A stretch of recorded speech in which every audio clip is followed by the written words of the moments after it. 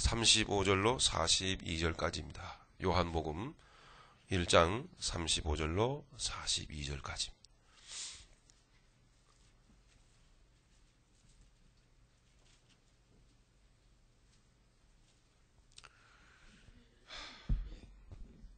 이 말씀을 우리가 읽으면서 우리 하나님의 귀한 음성 여러분 들으실 수 있기를 바랍니다. 네, 우리 같이 42절까지 봉독하시겠습니다. 또 이튿날 요한이 자기 제자 중 두 사람과 함께 섰다가 예수의 다니심을 보고 말하되 보라 하나님의 어린 양이로다. 두 제자가 그의 말을 듣고 예수를 좇거늘 예수께서 돌이켜 그 좇는 것을 보시고 물어 가라사대 무엇을 구하느냐 가로되 랍비여 어디 계시오니까 하니 랍비는 번역하면 선생이라. 예수께서 가라사대 와 보라. 그러므로 저희가 가서 계신 데를 보고 그날 함께 거하니 때가 제10시쯤 되었더라. 요한의 말을 듣고 예수를 좇는 두 사람 중에 하나는 시몬 베드로의 형제 안드레라. 그가 먼저 자기의 형제 시몬을 찾아 말하되 우리가 메시아를 만났다 하고 메시아는 번역하면 그리스도라. 데리고 예수께로 오니 예수께서 보시고 가라사대 네가 요한의 아들 시몬이니 장차 게바라 하리라 하시니라. 게바는 번역하면 베드로라. 아멘. 이 말씀의 핵심은 요절은 무엇을 구하느냐입니다. 예수님이 하신 말씀이죠. 무엇을 구하느냐. 의미가 심장한 얘기입니다. 예수님의 제자된 자들 중에 세례 요한의 제자들이 있었다는 거 여러분 알고 계시죠? 세례 요한의 제자였던 사람들 중에 예수님을 만나고 예수님의 제자가 된 사람들이 있었습니다. 예수님께서 그 사람들에게 말씀하신 말씀이 오늘 설교의 제목입니다. 무엇을 구하느냐. 예수님의 이 제자들이 예수님께서 세례 요한의 제자들에게 하신 무엇을 구하느냐 이렇게 말씀하실 때는 예수님께서 하나님 되신 신적인 그 온 인생을 다 살펴보시는 그 영적인 안목으로 심령을 뚫어보시면서 말씀하셨지 않겠습니까? 무엇을 구하느냐. 오늘 이 말씀 가운데 예수님께서 성령으로 우리 가운데 오셔서 우리에게 네가 나를 따르기를 원하느냐? 무엇을 구하느냐? 이렇게 말씀하시는 음성을 여러분 다 들으실 수 있기를 바랍니다. 자, 이 예수님께서 무엇을 구하느냐고 물으신 이 사람들은 세례 요한의 제자들이었습니다. 세례 요한이 제자 두 명을 데리고 다니다가 예수님이 계신 것을 보시고 세례 요한이 제자들에게 가리키면서 말씀하신 세례 요한이 말씀한 내용입니다. 보라 하나님의 어린 양이다. 하나님의 어린 양이로다. 자, 한번 여러분 넘치는 무한한 상상력을 가지고 여러분 한번 좀 상상을 좀 하시길 바랍니다. 상상을 딱 이렇게 말씀에 문자적으로 딱 아주 고정되어져서 다른 생각은 전혀 못 하시지 마시고 한번 생각을. 자, 세례 요한이 제자들을 데리고 이렇게 살았어요. 그러니까 세례 요한에게 제자가 있었다는 얘기 아니겠어요? 홀로 세례 요한이 광야에 빈들에 있었던 것이 아니고 세례 요한을 따르는 자들이 있었어요. 그래서 세례 요한의 제자가 됐죠. 생각해 보십시오. 자, 여러분들의 지금 생각을 막 제가 좀 끌어내기를 원합니다. 지금. 예, 아주 자유하시길 바랍니다. 막 자유하세요. 자, 제가 지금 연출을 좀 해볼게요. 세례 요한이 때가 되면 부모님 곁을 떠났어요. 예? 우리가 이미 이전에 말씀을 좀 많이 살펴봤습니다만은, 예, 떠나서 빈들에 거하였다 그랬어요. 그죠? 예, 약대 토롯을 입고 메뚜기와 석청을 먹고서는 막 그렇게 아주 긴 처럼 살았다 이 말이에요. 근데 어떤 사람들이 그 세례 요한을 찾아갔다 이 말이에요. 찾아가서 제자가 되고 싶습니다. 이래서 세례 요한이 보고 해서 제자를 삼은 거예요. 근데 그 당시에 세례요한과 같은 사람이 없었는데 그 이상한 보통 사람은 분명히 아닌 기인처럼 행동하는 그와 같은 세례요한을 보고 이 사람들이 지금 제자된 사람들이 찾아갔다라는 거죠. 예. 감히 추측컨대 저는 이 사람들이 세례요한을 찾아갔던 사람들이 많이 고민했으리라고 생각합니다. 많이. 네. 자기 인생에 대해서도 많이 생각을 하고, 즉 무슨 생각일까요? 분명히 이렇게 사는 건 아닌데, 그죠 여러분? 뭐 그런 이렇게 여러분 아침에 그냥 허겁지겁 일어나가지고 그냥 뭐 분주하게 좌우지간 뭐 그런 분들을 많이 보죠 여러분. 우리 서양 사람들도 그런 사람들이 뭐 물론 뭐 서양 문화겠습니다만은 우리 한국 사람들도 여기 미국 와서 사시다 보니까 이제 문화에 적응하다 보니까 비슷하게 닮아가는데 이 커피를 가득 넣은 이런 큰 스테인리스 잔 같은 그런 거 있죠, 그죠? 일회용이 아닌 그런 거 들고 막 이렇게 막 또 뭐 셀폰을 막 귀에다 대고 막 와 하면서 막 아침부터 막 굉장히 바빠요. 막 하면서 하여튼 열심히 좋은 말로 하면 열심히 사는 거죠. 출근해가지고 막 일하고, 응? 근데 어떤 사람들은 이 사는 게 꼭 이런 건가 생각을 한다 이 말입니다. 이렇게 살다가 나이 들고 40살 되고 50살 되고 그러면은 뭐 20, 30대는 뭐 저도 20, 30대는 무진장 얻어맞기도 많이 얻어맞고 싸움도 많이 하고 뭐 상상 이상으로 좀 거칠은 들판에서 빈들에서 활보하면서 살았는데 그렇게 많이 맞았어요. 머리 너무 제가 많이 맞아서 연탄 가스도 많이 맞았던 뭐 이유도 있겠지만은 이게 너무 이렇게 충격을 많이 받아갖고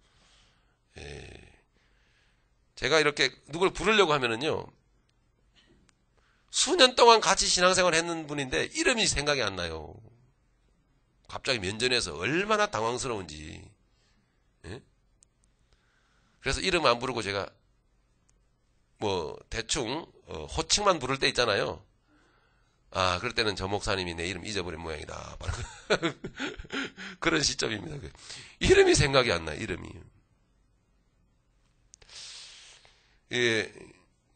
내가 많이 좀 데미지를 입은 것 같아요. 제가 볼 때는.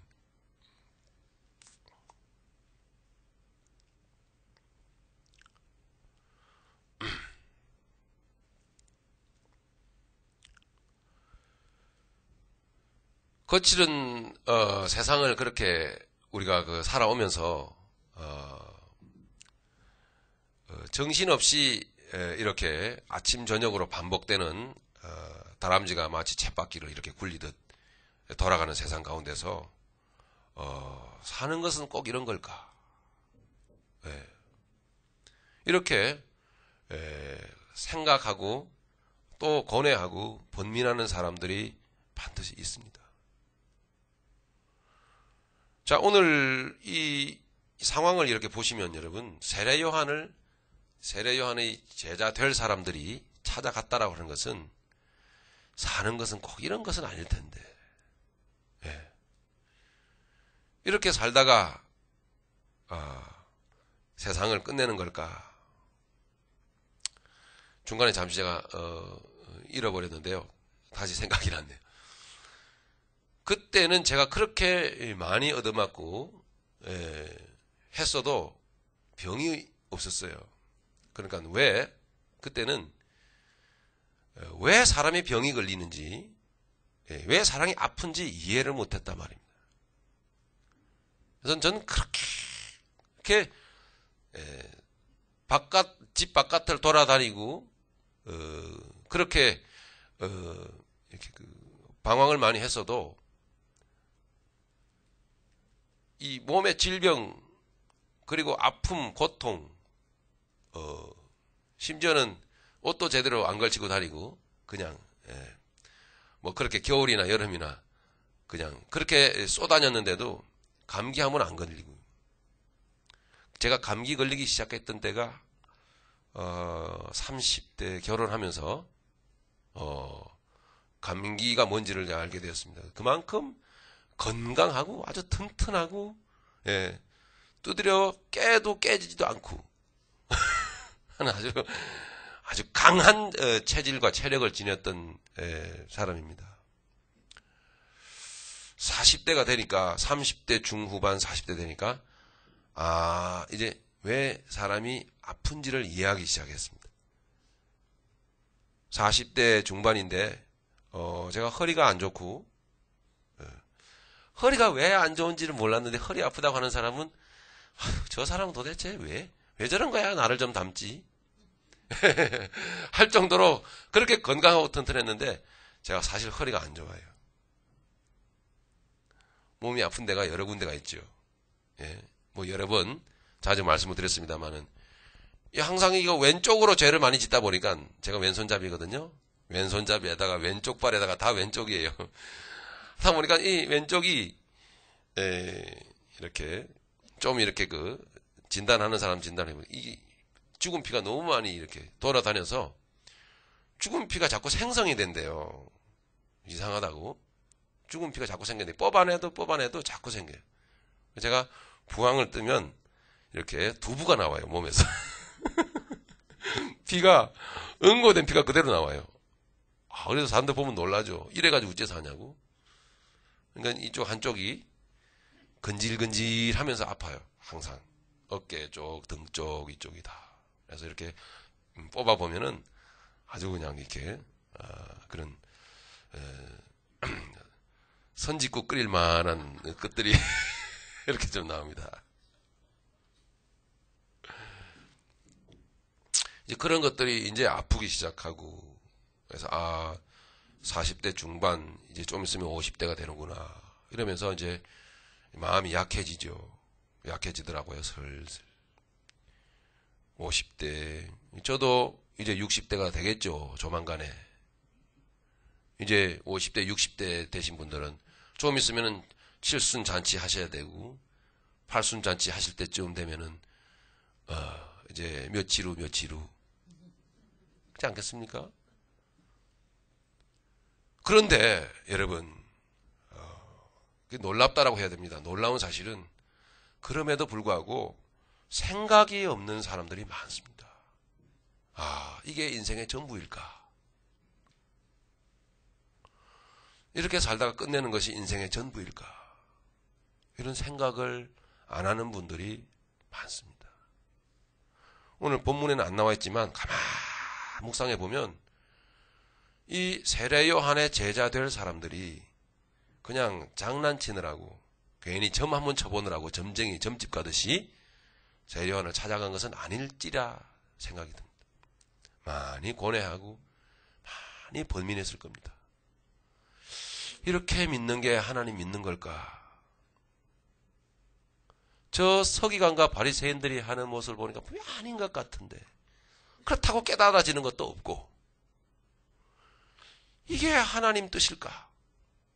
뭐 등등의 신앙생활의 문제에 대하여, 내 개인의 인생의 문제에 대하여 등등 많은 고뇌와 번민을 하는 중에 범상치 않은 사람이 빈들에서 외치고 있더라 이 말입니다. 그래서 이 사람들이 찾아갔어요. 상담을 받았죠. 그래서 세례 요한의 제자 된 사람들이 제자 되기로 마음을 먹었어요. 그래서 세례 요한과 동행을 했었더라, 이런 이야기입니다. 지금 상세하게는 안 나옵니다만. 그러다가, 그러니까 세례 요한이 제자들을 여러 가지 말로 가르쳤겠죠, 그죠?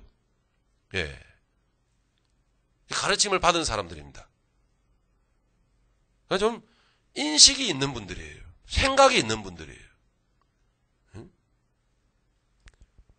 단순히 내가 세상을 사는 것은 이렇게 돈을 벌고, 이렇게 아침 저녁으로 열심히 뛰면서 이렇게 생활에서 이렇게 안정을 이루고 또는 좀 번창하고 이래서 살다가 세상 가는 것, 그러다가 죽으면 그만이지 뭐, 끝이지 뭐. 이것은 분명히 아니라 고민했던 사람들이에요. 그래서 세례 요한에게 많은 가르침을 받았었습니다. 그러던 중에 세례 요한이 이끌고 있던 중에 예수님을 보자 세례 요한이 다시 이야기한 겁니다. 보라, 하나님의 어린 양이로다. 이 말은 많은 의미를 농축시켜 놓고 있는 것이 아닙니까? 즉 한마디로 간단하게 하나님의 어린 양이로다 이렇게 말을 했지만 그의 제자들은 이게 뭘 의미하는지를 알아들었다 이 말입니다. 어느 정도는 인생 그렇게 사는 게 아니야 라고 가르침을 받아온 제자들이, 세례요한의 제자들이 하나님의 어린 양이로다. 아시겠죠? 죄의 문제. 하나님은 우리에게 무엇을 원하시는가? 우리는 하나님께 대하여 어떻게 살아야 되는가? 등등을 빈들에서 가르쳤을 거라 이 말입니다. 그래서 세례요한이 보라, 하나님의 어린 양이로다 하니까 그 한마디에 이 제자들이 그게 무슨 뜻인지를 알고 예수님을 따라가 버렸어요. 즉 예수님을 따르는 자들은 생각이 있어야 돼요.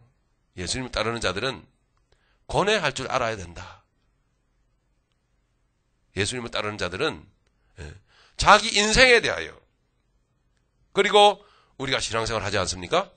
이 신앙생활에 대해서, 이 기독교라는 기독 종교에 대해서, 그리고 말씀에 대해서 등등 이런 문제들을 좀 본질적으로 이해하고 싶고 깨닫고 싶고 알고 싶고. 우리 중에 어떤 분들이 그런 말씀을 합니다. 처음 예수를 믿을 때 어떻게 그런 생각을 또 하시는지 몰라요. 처음 예수를 딱 믿게 되었을 때 이왕 믿으려면 제대로 한번 믿어보자. 그러면서 시작을 하시는 분이 있어요.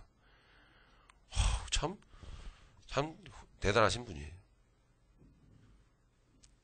그런 의식도 없이 그냥 남들이 따라 나가니까 나가고 모태신앙이니까 자동 자연스럽게 나가졌고 그런 분들이 많지 않아요 또. 근데 제대로 한번 믿어보자. 뭔가 의식의 끈을 졸라맨 거죠. 이왕 믿을 바에야. 안 그러면 관두고. 정말 좋은 생각입니다. 그래서 예수님은 이미 이 세례요한의 제자된 사람들의 면면을 파악을 하고 계시죠. 하나님이시니까. 그죠? 딱 봤어요.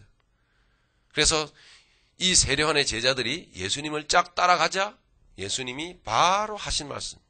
오늘 설교 제목입니다. 무엇을 구하느냐? 무엇을 구하느냐? 자, 여러분 우리는 예수님을 따르는 자들입니다. 생각이 있으시길 바랍니다. 자신에 대해서 돌아보고 반성도 하고, 그리고 때로는 우리는 허물 많은 우리들이기 때문에 반드시 우리는 값진 고뇌를 해야 됩니다. 할렐루야. 값진 고뇌라고 하는 것은 자주 드리는 말이지만 나는 문둥병 환자가 아니라고 하는 증명. 영적으로 문둥병 환자는 고뇌를 몰라. 고민을 할 줄 몰라. 그걸 어떻게 하는 거지? 이걸 모르는 거예요. 아픔을 모르는 거지. 즉, 그래가지고서는 예수님을 따를 수가 없다라는 거예요. 이 감추어진 의미예요. 이 말씀 뒤에 이면에 감추어진 의미. 그저 습관적으로, 몸에 밴 종교 습관으로 이렇게 생활하는 것은 정말 안타까운 일이에요. 날마다 우리는 거룩한 값진 고뇌를, 값진 범민을 우리는 해야 합니다. 그럴 때만이 제대로 한번 믿어보자. 안 그럼 말고 어정쩡한 거는 그만두자. 이렇게 되죠. 우리 인생이 그렇게 만만하게 어디 길어서야 말이죠. 너무나 짧기 때문에.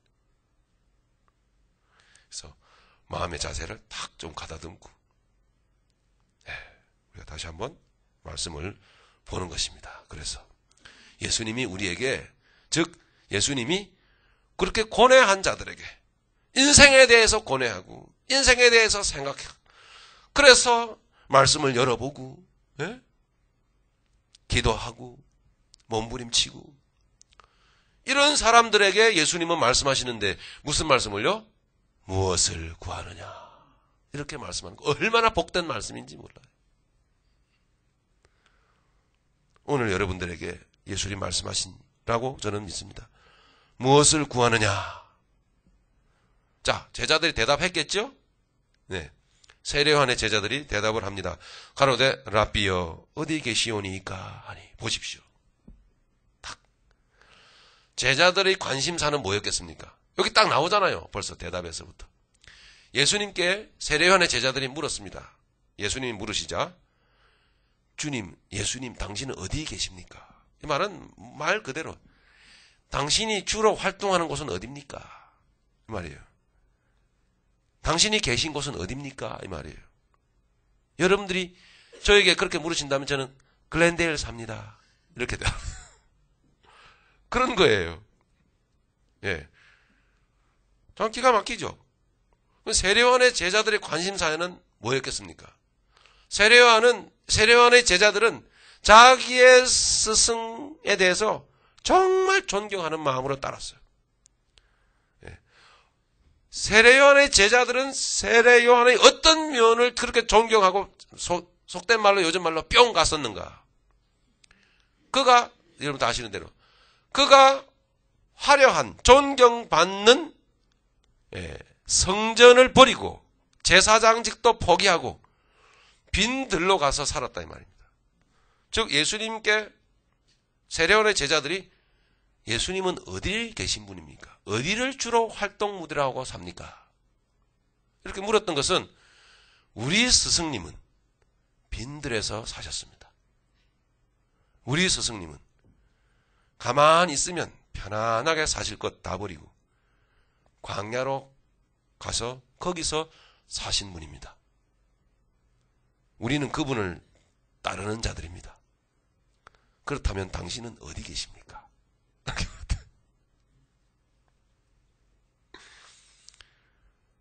분명한 관심사죠. 이거는 영적인 얘기죠. 여러분 주님께 한번 물어보십시오. 주님 어디 계십니까? 네, 영적으로 질문을 던져야 될 문제죠. 자, 그러니까 예수님이 그래? 그래서 보여주셨어요. 보여주셨는데 39절 보시죠. 예수께서 가라사대 와 보라. 그래서 데리고 간 거예요. 그러므로 저희가 가서 계신 데를 보고, 그죠? 계신 데를 보고 그날 함께 거하니 때가 제 10시쯤 되었더라. 10시는 오늘날로 오후 4시쯤 되는 시간입니다. 그러니까 예수님이 이 사람들을 데리고 보여줬어요. 근데 이게 지금 중요한 포인트는 어떤 장소냐 이게 문제가 아니에요. 그게 중요했다면 여기에 밝혔겠죠. 성경에. 그러나 성경에는 그게 밝혀지지가 않았어요. 좌우지간 예수님 보여줬어요. 이 사람들은 봤어요. 계신 데를 보고. 이 말은 상당히 이것은 그냥 유추하는 내용입니다. 여러분 그렇게 이해를 해주셔야 됩니다. 유추하건대 짐작컨대 계신 장소 어떤 현장이 중요한 것이 아니고, 즉 그래서 이렇게 밝히지 않은 것은 주님은 유추하건대 어디나 계신다, 이런 뜻으로 이해할 수 있습니다. 그것은 빈들일 수도 있고 세례 요한이 있었다, 서기관과 바리새인들이 있는 성전일 수도 있고, 예수님은 어느 곳에나 다 계신다 라고 하는 의미로 여기에 장소를 굳이 꼭 집어서 밝혀놓지 않았지 않겠는가, 저는 그렇게 이해를 합니다. 다만 그래서 예수님이 계신 장소를 어디나 영적으로 계신 주님이 계신 곳으로 이해를 해야만 한다 라는 것입니다. 궁극적으로 어디나 주님은 계시다. 어쨌든 그럼에도 불구하고 이 제자들이 계신 곳을 보았어요. 예. 자, 40절 보시죠. 요한의 말을 듣고 예수를 쫓는 두 사람 중에 하나는 시몬 베드로의 형제 안드레라. 즉 안드레와 요한이 예수님이 제자 되기 이전에 세례 요한의 제자였었다 라고 하는 것을 우리가 알게 되겠죠. 41절 그가 먼저 자기의 형제 시몬을 찾아 말하되 우리가 메시아를 만났다 하고, 메시아는 번역하면 그리스도라. 42절 데리고 예수께로 오니 예수께서 보시고 가라사대. 자, 예수님이 이제 누구를 봅니까? 베드로를 이제 보시고 말씀합니다. 가라사대 네가 요한의 아들 시몬이니 장차 게바라 하리라 하시니라. 게바는 번역하면 베드로라. 게바는 여러분 아람어입니다. 아람어. 당시에 통용하던 아람어입니다. 베드로는 헬라어입니다. 그건 네가 장차 게바라 하리라. 현재의 베드로를 보고 현재의 베드로의 모습과 미래의 베드로의 모습을 이렇게 동시에 말씀을 예수님이 하셨습니다. 오늘 말씀의 핵심은 무엇을 구하느냐? 예수님이 우리에게 물으시는 겁니다. 물으실 때 그 예수님의 물으심에 그 의미심장한 네가 예수를 믿는데, 네가 오늘날 이렇게 교회를 다니는데, 신앙생활을 하는데 무엇을 구하느냐라고 묻는 물으심은, 그 질문을 심장으로 들을 수 있는 사람은 어떤 사람들이라고요? 적어도 사는 게 이게 아닌데 라고 고뇌할 줄 아는 사람이다. 예수님의 제자된 사람들이 그저 보통 사람들이 아니에요, 여러분. 예수님의 제자된 사람들이 다니시면서 이렇게 너 콜, 그 다음에 너 응? 따라올 거나? 와, 이게 아니에요. 이미 다 예정되어 있어요. 어떻게 해요? 하나님은 저들에게 한 가지를 딱 일하십니다. 사전에 부르시기 전에 한 가지 먼저 사전 작업을 하시는데, 그게 뭐라고요? 고뇌하게 하세요. 바로 이거 여러분 값진 겁니다. 할렐루야. 값진 거. 고뇌할 줄 모르고 생각할 줄 모르는 사람들은 절대 하나님 안 불러요. 아니, 구원 안 하신다는 것은 개념은 아니고 예수님의 제자로서 살 수가 없어요. 예수님의 제자로서 부름받아 제자로서 살지 못하는 것은 신앙생활 하면서도 불행한 일이에요, 여러분. 즉, 그 귀하신 분을 곁에서 따라가지 못한다는 거예요.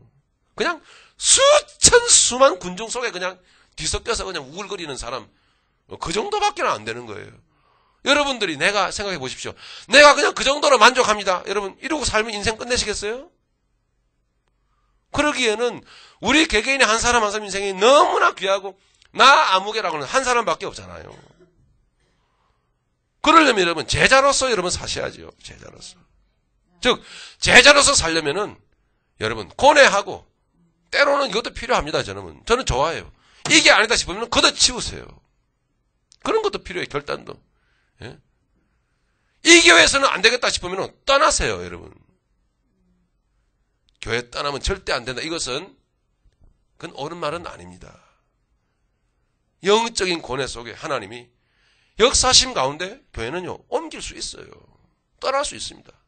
그 교회가 완전히 종교적으로 찌들려 가지고 그냥 성령의 역사는 전혀 없고 말씀도 없는데 거기서 그냥 웅크리고 앉아가지고 교회는 무조건 무슨 해병대도 아니고, 응? 한번 해병대면 영원한 해병대, 그런 식으로 한 번 교회 영원한 교회, 꼭 그런 것만은 아니다 이 말입니다. 육신의 욕망을 쫓아서 여기저기 그렇게 헤매고 다니는 것은 좋지 않지만, 뭔가 이게 아닌데라고 여러분 와지면은 고뇌하면서 때로는 결론을 내리실 부분은 내리셔야 돼요. 그런 게 우리에게 필요합니다. 믿음은 여러분, 진짜 믿음은 항상 떠나는 데서 오더라. 이거 아십니까? 항상 하나님이 하나님의 제자로 뽑으셔서 귀하게 쓰시기 위해 쓰실 사람들은 항상 뭡니까? 뽑아냈어요. 픽업했다고요. 어디에서? 그 현장에서요. 이 개념을 이해하지 못하면 굉장한 오해가 될 수도 있겠습니다만은 하나님의 사람들은 반드시 믿음의 길은 떠나는 데서 옵니다. 떠나는 데서. 그 욕망을 쫓아서가 아니고 성령님은 그렇게 우리를 인도하실 수 있다. 할렐루야. 거기에 여러분 육신의 생각으로 미련을 두면 안 됩니다. 인간적으로 혹 오해를 받거나 섭섭해도 이것이 기도하는 동안에 가야 할 길이라면은 여러분 홀로 가셔야만 하는 이런 일들이 인생에는 반드시 있다라는 사실입니다. 하나님은 제자 삼으실 때 반드시 사전 작업으로 이렇게 고민하게 만드십니다. 적어도 인생의 문제에 대해서 그리고 신앙의 문제에 대해서. 인정하십니까? 그래서 주님은 물으시는 겁니다. 그렇게 고뇌하는 자들에게 찾아가셔서 물으시는 겁니다. 네가 무엇을 구하느냐? 이렇게. 그러니까 예수님의 제자들이요. 성경 복음서에 보면은 그냥 다니시면서 예수님이 나를 따르라. 그러니까 베드로도 따라가고 다 버리고 그죠? 그물 배 다 버리고 따라가고 가정 다 버리고 따라가고 그다음에 세리 마태도 그냥 요건 좀 먹었어도 그렇게 편한 직업이 어디 있습니까? 잘 먹고 잘 사는 직업인데. 근데 예수님이 너 따라와. 딱 이러니까 바로 가버리잖아요. 그게 여러분 이상하지 않아요? 왜 그런지요? 그 세리마태도 그 일 하면서도 이게 아닌데 고민했어요. 하나님이 다 작업을 해놓으시고 가셔서 와 그러니까 즉시 가버리는 거예요. 만났기 때문에 고민 중에 주를 만난 거예요. 할렐루야. 고뇌 중에 메시아를 만나자. 우리가 메시아를 만났다. 가자. 이렇게 돼버린 거예요. 바로 이거야. 수년 동안 수십 년 동안 고뇌하고 퀘스천 마크를 붙이고 살았던 그 물음표 종지부가 찍어졌어. 바로 이거였어. 가자. 이렇게 된 거예요. 성경에는 다 그런 내용들이 이렇게 생략되어 있지만 여러분 누가복음 5장을 한번 보시겠습니다. 누가복음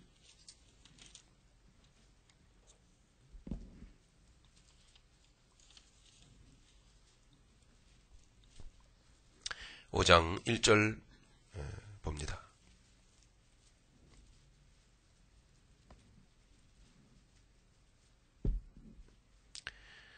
누가복음 5장 1절입니다. 제가 읽어 나가겠습니다. 무리가 옹이하여 하나님의 말씀을 들을새 예수는 게네사렛 호숫가에 서서 호숫가에 두 배가 있는 것을 보시니 어부들은 배에서 나와서 그물을 씻는지라. 예수께서 한 배에 오르시니 그 배는 시몬의 배라. 육지에서 조금 뛰기를 청하시고 앉으사 배에서 무리를 가르치시더니 말씀을 마치시고 시몬에게 이르시되 깊은 데로 가서 그물을 내려 고기를 잡으라. 예수님이 시몬 베드로를 우연히 만난 게 아니고 말씀드린 대로 이미 사전 작업을 다 해놓으셨습니다. 그렇게 수십 년 동안 고기잡이의 전문가로 고기잡이를 하면서 전문가가 되었어. 생업에 종사하고 있는데 베드로는 우리가 생각건데 그랬었던 겁니다. 세례 요한의 제자들처럼 이게 아닌데 이래 살다가 그만 가는 건가? 이게 전부일까? 그러는 베드로 곁에 주님이 찾아가신 거예요. 그 배에 오르셨어. 이게 우연의 일치일까요? 아니에요. 당시 갈릴리 바닷가에는 호숫가에는 수많은 어부들이 있었겠지. 어부가 베드로밖에 없습니까? 그런 중에 베드로에게 찾아가서 즉 고뇌하는 사람은 고민하는 사람은 그 사람밖에 없었더라. 어떻게 보면 이런 말도 되는 거죠. 찾아가셔서 그 배에 오르시고 베드로에게 이제 직접 말씀을 하시는 거예요. 밤새도록 고기를 잡으려고 했는데 못 잡았습니다. 이제 지쳤습니다. 이 일도 이제 지쳤다. 이 사업도 이제 그만하고 싶다. 이런. 예수님이 다가가셔서 말씀합니다. 이미 다 살피시고 여러분들의 마음을 지금 다 꿰뚫어 보시면서 말씀하십니다. 다시 그물을 던져라. 이럴 때 뭐가 필요합니까? 우리의 고정관념을 버려야 됩니다. 그 예수님은 지금 여기 말씀 가운데 계십니다. 성령으로 우리 가운데 역사하시고요. 지금 우리에게 말씀하고 계시지 않겠습니까? 예. 다시 그물을 던져라. 예. 그럴 때 날이 새도록 일을 하였건만은 당신 모양새를 보니까 말끔하게 차려입으신 랍비처럼 보이는데 말씀은 잘하는지 몰라도 이 분야에서는 내가 전문가야. 이렇게 생각할 수 있거든요. 그런 고정관념을 버려야 돼요. 여러분 아무리 비즈니스 잘하시고 아무리 그 일 수십 년 동안 해서 도가 텄어도 여러분 만드신 손바닥 위에 올려놓고 말씀으로 여러분 지으신 분은 바로 예수 그리스도 하나님 그분이십니다. 즉 그가 전문가라 이 말입니다. 전적으로 하나님 말씀에 순종하셔야 합니다. 놀라운 사실은 베드로가 그물을 던졌지 않겠습니까? 충분히 사람이 장난치나? 당신 일이나 해. 내가 이래봬도 이 바닥에서 여러분 그죠? 내가 이래봬도 아유 웃기는 소리 하지 마시오. 보아하니까 뭐 이런 식으로 우리는 하나님께 대하여 비아냥거려 왔어요. 어쩌면은 내가 그리스도가 돼서 이거 포기해야 됩니다. 근데 놀라운 사실은 놀랍게도 베드로가 그걸 단박에 순종을 해버렸어요. 예, 이것도 제 유추입니다만은 제 상상에 불과할 수도 있습니다만은 충분히 가능합니다. 베드로가 뭐 했다고요? 고민한 사람이기 때문에 아무 생각 없이 그냥 동물적으로 살아가는 자가 아니라 뭔가 생각해 하면서 살아왔어요. 근데 그 고뇌가 더 깊어지고 그 고민이 더 깊어지고 그런 사람이었다 이 말이에요. 그 범상치 않은 사람이 나타나가지고 다시 한번 던져. 내가 막 하는 대로 해봐. 이러니까 그래서 던진 거예요. 고뇌와 고민이 없으면은 절대로 하나님 말씀에 순종이 안 돼요. 습관적으로 아침에 커피잔 들고 나가서 정신없이 살고 저녁에 돌아가서 아이고 하고서는 텔레비전 보다가 자는데 매일매일 그 생활을 바쁘게 그냥 돌리는데 무슨 그렇게 여러분 바쁘게 우리가 주님에서 그냥 사는 그 동안에 주님이 나타나셔가지고 그거 그만두고 이제 선교 가자. 그러면 가시겠습니까? 무슨 갑자기 자다가 남의 다리 긁는 소리요? 절대 안 합니다. 절대 안 따라가요. 금을 던졌어요. 우리가 다른 데는 어떤 일이 벌어졌습니까? 엄청나게 많은 고기를 잡았어요. 베드로도 놀라고 베드로 친구들도 다 놀라고 깜짝 놀랐어요. 그런데 오늘날 복음의 끝은 여기가 아닙니다. 오늘날 이상하리만치 복음은 여기에서 끝나버리고 말거든요. 그렇죠? 전에 제가 이 말씀을 소개했어요 몇 번. 오늘날의 복음은 여기에서 딱 끝나버리고 말씀에 의지하여 그물을 내렸더니 엄청나게 많은 고기가 잡혔더라. 보십시오. 얼마나 놀랐는지요. 사람들은 놀라고 싶어해요. 기적을 바라거든요.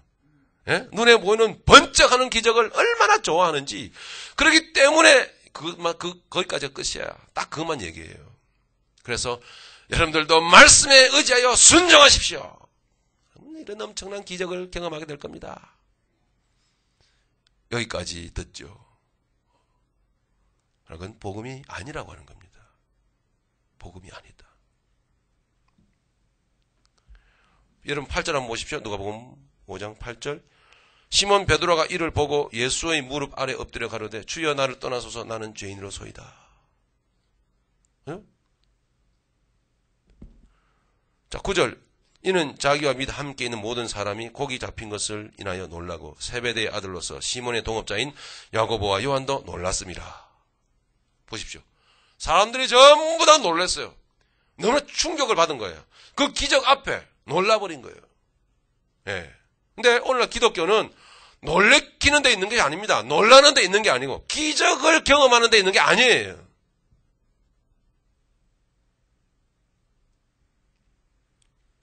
베드로는 뭔가 좀 달랐어요. 그래도 이 사람은 고뇌한 사람이었기 때문에 바로 이 사건 앞에서 엎드려져서 이상한 말을 합니다. 고기가 왕창 잡혔는데 베드로는 뭐라고 말합니까? 주여 나를 떠나소서 나는 죄인으로서이다. 할렐루야. 내가 뭔가 잘못 살았었다 이 말입니다. 동시에 이 말은, 이 고백은 이제 메시아를 찾았다. 이제 내 인생을 인도해 줄 자를 찾았다. 하월에 좀 꼬시죠.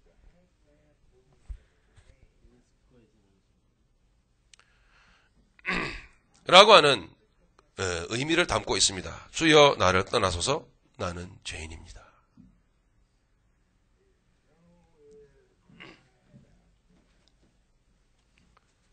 자, 마지막 부분을 보시죠. 결론을. 많은 사람들이 놀라고 끝을 냈지만 10절 보니까 세베대의 아들로서 시몬의 동업자인 야고보와 요한도 놀랐습니다. 예수께서 시몬에게 일러 가라사대 무서워 말라 이제 후로는 내가 사람을 취하리라 하시니. 할렐루야. 여기까지.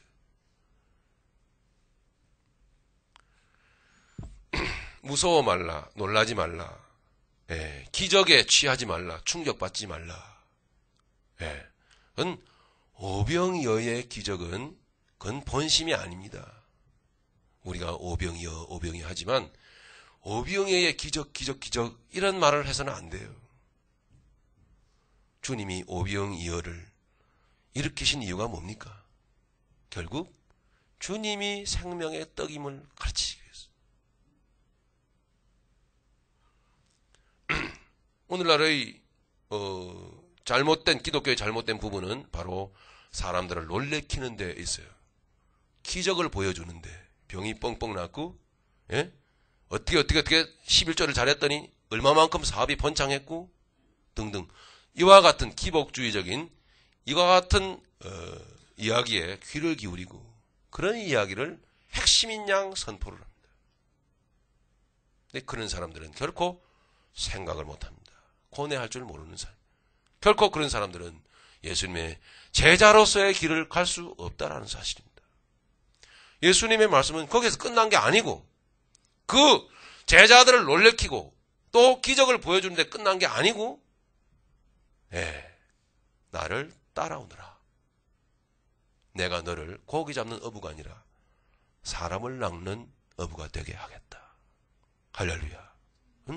그것은 영혼을 만지는 사람을 본질적으로 생명으로 이끄는 자 되게 만들겠다. 인생의 본질을 아는 자 되게 만들겠다는 그런 뜻이에요. 이게 사람을 취하리라 하시니 11절 같이 읽습니다. 시작. 저희가 배들을 육지에 대고 모든 것을 버려두고 예수를 쫓으니라. 할렐루야.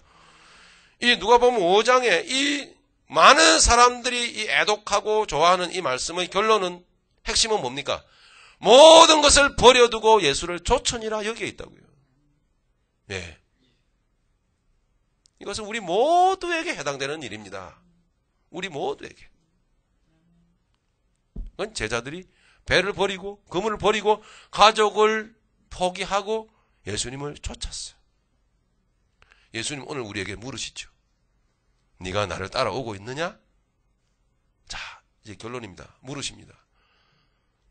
뭐라고 물으실까요? 무엇을 구하느냐? 기적을 구하느냐? 나 때문에 놀라고 싶느냐? 무엇을 구하느냐? 이렇게 예수님은 물으신다고요. 어떻게 여러분 대답하시겠습니까? 여러분에게 하는 자기 자신을 생각하는 생각, 믿음 안에서의 고뇌, 그리고 신앙생활의 문제, 인생, 이런 것들이 여러분에 있길 바라고요. 주님이 여러분들을 물으실 때 주님을 따르겠습니다. 라고 여러분 자신을 드리는 여러분 되시길 바랍니다. 주님이 어느 곳까지 가든지 여러분 따라가실 수 있는 여러분들 되시기를 간절히 바랍니다. 마태복음 16장 가면은 찾지를 마시기 바랍니다. 16장 가면 예수님께서 가이사랴 빌립보로 결론적으로 베드로를 그리고 제자들을 끌고 가시지요. 가이사, 로마 황제의 도시, 황금 만능의 도시, 21세기 문명의 최대 문명의 도시, 화려한 도시, 돈만 있으면 살만한 도시, 이런 도시에 술과 여자와 온갖 발전된 문명과 고급 차와 고급 럭셔리한 문화와 이 모든 것들이 다 구비되어 있는 그 도시 가이사랴 빌립보에서 주님은 여행으로 초라해서 피곤해하신 주님께서 먼지를 뒤집어 쓰신 샌달 차림에 남루한 주님께서 물으십니다. 사람들이 나를 누구라 하더냐? 그저 스쳐 지나가는 그저 예언자 정도로 생각합니다. 별 관심이 없는 거예요. 너는 나를 누구라 하느냐? 여러분 외우십니까? 주는 그리스도시요. 시작. 주는 그리스도시요. 살아계신 하나님의 아들입니다. 할렐루야. 말은 주만 내게 그리스도이십니다. 이렇게 고백한 거예요. 주님을 믿고 따르실 때 그분이 어디로 가든지 가실 수 있는 힘과 능력이 여러분에게 충만히 부어지기를 간절히 바랍니다. 많은 가시밭길이 있을 겁니다. 많은 고뇌가 있을 것이고 또 곤란한 일을 많이 만날 겁니다. 그래도 따라가실 수 있는 주만 그리스도시요. 어디에서요? 이렇게 살기 좋은 곳에서. 주님이 본질적으로는 이렇게 인기 없는 곳에서 이렇게 교회들이 많지만 정작 주님 자신에게 관심을 돌리고 주님을 더욱더 알아보려고 주님께 관심을 두는 사람이 많지 않는 이 세상에서 여러분들이 주님께 관심을 두고 그렇게 따라가시는 여러분들 되시기를 간절히 바랍니다. 말씀하셨습니다. 내가 생명의 천국의 열쇠를 내게 주리라. 이 반석 위에 그 믿음 위에 내가 너를 세우겠다. 할렐루야. 내 교회를 세우겠다. 내가 너를 교회로 만들겠다. 내가 너를 성전으로 세우겠다. 할렐루야. 아무도 음부의 권세가 너를 해치 못하리라. 말씀하셨습니다. 주님이 오늘 말씀 우리는 세례 요한의 제자 정도는 돼야 주님이 우리를 부르셔서 우리는 이제 사람의 제자가 아니라 주님의 제자들로 길을 걸어갑니다. 할렐루야. 주님이 물으십니다. 네가 무엇을 구하느냐? 끊임없이 주만 따라가겠나이다. 라고 여러분 고백하실 수 있는 그런 저와 여러분 되시기를 간절히 바랍니다. 이 시간에 간절히 주님께 여러분 자신을 드시고 같이 통성으로 기도하는 시간 갖기를 원합니다. 기도합니다.